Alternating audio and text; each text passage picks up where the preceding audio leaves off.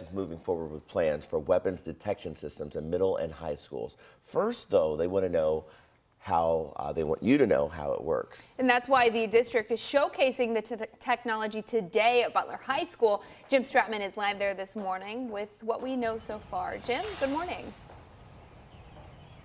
Good morning, Haley and Eric. Yes, a little bit later on today, just in a couple of hours really, school administrators will be out here at Butler High School putting this new artificial intelligence system into practice. There's going to be a series of demonstrations going on really throughout the day. Media members like myself will be there. Then there will be a number of slots for board members as well. And then coming next week, stakeholders will be able to get a look at this new AI system put into action. Now, the system is from Evolve Express, and from what we know, the system will be placed at each of the check-in lanes for students in high schools here in Jefferson County.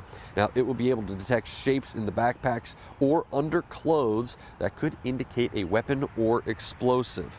Now, school leaders say the system is objective and it can scan about 1,800 people per hour.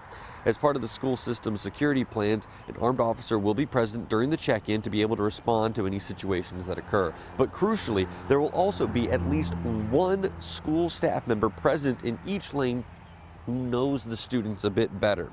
Now, the proposal has drawn some mixed reactions from community members and from teachers, but Superintendent Marty Polio has been resolute, saying that a system like this can be a less intrusive way to identify threats at the door and make sure that students and staff get into buildings safely.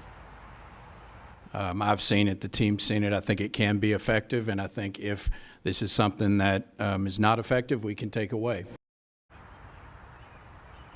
While the system from Evolve is what the superintendent wants and what the board did approve, we'll be seeing that later on this morning. The school board is still looking for bids for companies to put this system in place. Once the company is selected, JCPS will hold campus walkthroughs. That'll be followed by installing the system, training staff members on how to use it, and ideally that would take place really over the next number of months and through the summer. Now, depending on how this process of getting bids go, the plan is to make sure that the first 14 schools in this phased introduction to this system have that system in place throughout the first semester of next school year. Once that is done, the rest of the high schools here in Jefferson County would get this system phased in the second semester of next school year.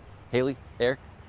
Thank you so much. We're going to continue to follow this story as more decisions are made for the district. To read through Superintendent Polio's full proposal for the security system, you can go to this story on WHAS11.com. We want to do everything we can to reduce the amount of gun violence in our city, and working with state elected leaders, we can and will make this happen. Some strong words there from Mayor Craig Greenberg, who spoke exactly 1 month after 5 employees at Old National Bank were killed in a mass shooting. This morning, we want to remember those victims: Dina Eckert, Tommy Elliott, Jim Tutt, Joshua Barrick, and Juliana Farmer. The gunman shot LMPD officer Nicholas Wilt in his head, causing him to suffer a critical brain injury. As of Wednesday, he's been transferred into rehab. WHAS11's Connor Steffen attended a prayer vigil for Wilt as the city reflects on the shooting 1 month later.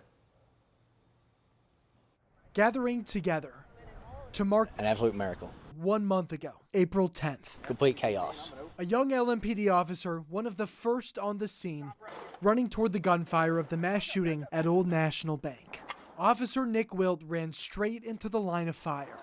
The gunman shot him in the head. An injury like that to the head is just an incredible feat to overcome. But with plenty of prayer pouring in, Father God, we just come before you tonight just knowing that there's nothing that's beyond your reach. Came progress. A couple of weeks ago, it was Officer Wilt opened his eyes, and then it was Officer Wilt raised his head. I think yesterday it was Officer Wilt sat up, and then today we're hearing that he is in rehab. The stunning yet remarkable update shared by the Metro Police Foundation. Officer Wilt, who suffered a critical brain injury, is currently being transferred to rehab. And shame on us for being stunned, because he is an absolute warrior, but he is overcoming it. The Police Foundation shares his mother Jackie's reaction with us, saying she was even shocked at Wilt's progress, adding she's grateful for the community support. Basically, it seems like he is showing major improvement. In Louisville, Connor Steffen, WHAS11 on your side.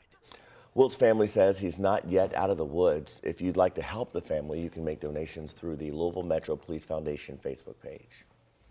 All right, so despite pleas for change, Kentucky has seen no change in gun legislation since the Old National Bank mass shooting. This is a stark contrast from some other states that have seen the same kind of tragic violence. 2 Republican-led states have already set changes in motion. Tennessee Governor Bill Lee signed an executive order to strengthen background checks after a shooting at a Nashville private Christian school. A Republican-led committee advanced a bill in Texas to raise the age limit to buy an AR-15 to 21 years old. The law is being pushed by the families of Uvalde Elementary students and the mall shooting last weekend where 8 people were killed. Here at home, local and state Democratic lawmakers say talks are happening, but more needs to happen. We talked to Kentucky Senator Gerald Neal and Louisville Mayor Craig Greenberg about how this issue can move forward. We must communicate effectively. We must be very intentional and relentless about this. Everyone in Louisville, everyone across the state wants to make Louisville a safer city, wants to do everything they can to reduce the amount of gun violence. So now we need to talk about the details about how we make that happen. And we've already identified some areas that we are working on where there is common agreement. Since the Old National Bank mass shooting, Democrats and Republican lawmaker Jason Nemes have publicly mentioned a potential red flag law. The Community Foundation of Louisville is now seeking public comment on how the families and survivors of the Old National Bank and Chickasaw Park mass shootings will receive donations. There are 2 town hall meetings you can attend, May 22nd and 23rd. They're both at the downtown branch of the Louisville Free Public Library at 6 o'clock. You can also send public comment to either of those addresses that you see right there on your screen. The Department of Justice released its scathing report of racial injustice within the LMPD in March. It laid out several instances where officers violated rights, particularly of people with disabilities and black people. This morning, a group of Louisvillians is demanding the city and LMPD release the names of the Metro police officers, supervisors, and judges referenced in the report. That group is the People's Consent Decree Coalition.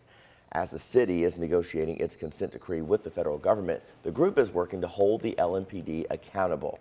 The coalition is demanding subpoena power be granted to the Civilian Review Board and to drop protest charges from 2020. We want the ability to not only have you hear what we got to say, but act on what we got to say. We don't want the ability to just share our thoughts just for the sake of it. We're people living with the experience who can tell you firsthand how we can improve it. The overarching message is people want to be involved. They want more say in how contracts for officers are negotiated and what the consent decree will include.